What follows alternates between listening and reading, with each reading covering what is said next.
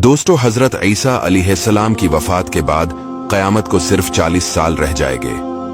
फिर एक खुशबूदार ठंडी हवा चलेगी जो लोगों के बगलों के नीचे से गुजरेगी, जिसका असर ये होगा कि मुसलमान की रूह कब्ज हो जाएगी और दुनिया में काफिर ही काफिर रह जाएंगे, उन्हें पर क़यामत कायम होगी।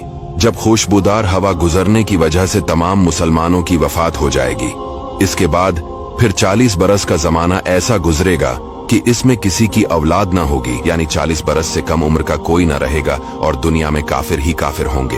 अल्लाह कहने वाला कोई ना होगा, कोई खाना खाता होगा, कोई खेती कर रहा होगा, गरज लोग अपने अपने कामों में मशगूल होंगे कि दफातन हजरत इसराफील अलैहिस्सलाम को सूर फूकने का हुक्म होगा। शरू इसकी आवाज बहुत बारीक होगी और रफ्ता रफ्ता बहुत तेज हो जाएगी। लोग कान लगाकर इसकी आवाज सुनेंगे और बेहोश होकर गिर पड़ेंगे और मर जाएंगे। आसमान, जमीन, पहाड़, यहाँ तक कि सूर और हजरत इसराफील और तमाम मलाइका फना हो जाएंगे। इस वक्त उस अल्लाह के सिवा कोई ना होगा। वो फरमाएगा, आज किसकी बादशाहत है? कहाँ है जब्बारीन, कहाँ है मुतकब्बिरीन? मगर है कौन जो जवाब दे? फिर खुद ही फरमाएगा, सिर्फ अल्लाह वाहिद की सल्तनत है। फिर जब अल्लाह ताला चाहेगा, हजरत इसराफील को दोबारा जिंदा फरमाएगा और सूर को पैदा करके दोबारा फूकने का हुक्म देगा। सूर फूकते ही तमाम अव्वलीन और आखिरीन मलाइका, इंसान, हैवानात और जिन मौजूद हो जाएंगे।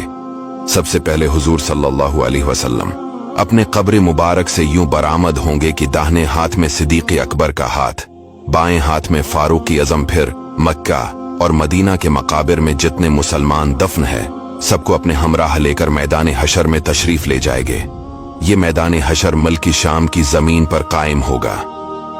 इस दिन जमीन ताबने की होगी और आफताब एक मेल के फैसले पर होगा। दोस्तों, आफताब 4000 बरस की राह के फैसले पर है और इसकी तरफ आफताब की पीठ है। फिर भी जब सर के मुकाबिल आ जाता है, घर से बाहर निकलना दुश्वार हो जाता है। इस वक्त की एक मील के फैसले पर होगा।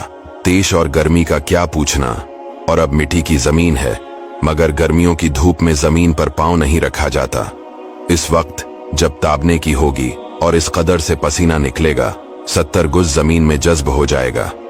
फिर जो पसीना जमीन ना पी सकेगी, वो ऊपर चढ़ेगा। किसी के टखनों तक होगा, किसी के घटनों तक, किसी के कमर, किसी के सीने तक, किसी के गले तक, और काफिर के मुंह तक चढ़कर मिसले लगाम के जगड़ जाएगा, जिसमें वो डबकियां खाएगा। जबानें सूख कर कांटा हो जाएंगी, बाजों की जबानें मुंह से बाहर निकल आ जाएंगी, दिल अबल कर गले को आ जाएंगे। जिसने चांदी सोने की ज़कात न दी होंगी, इस माल को खूब गर्म करके उसकी पेशानी पर दाग करेंगे, यहां तक कि लोगों का हिसाब खत्म हो। फिर बावजूद इन मुसीबतों के कोई किसी का प्रसाने हाल ना होगा। भाई से भाई भागेगा, माँ बाप औलाद से पीछा चढ़ाएंगे, बीबी बच्चे अलग जान चराएंगे। हर एक अपनी अपनी मुसीबत में गिरफ्तार, कौन किसी का मददगार होगा। दोस्तों, ये है महशर का दिन। इसके बाद लोग तमाम नबियों के पास मदद के लिए पुकारेंगे, लेकिन कोई मदद नहीं करेगा सिवाय हमारे प्यारे आका सल्लल्लाहु अलैहि वसल्लम के। इसीलिए दोस्तों, अपने नबी सल्लल्लाहु अलैहि वसल्लम से मोहब्बत कीजिए। हुजूर पेश हक मज़दा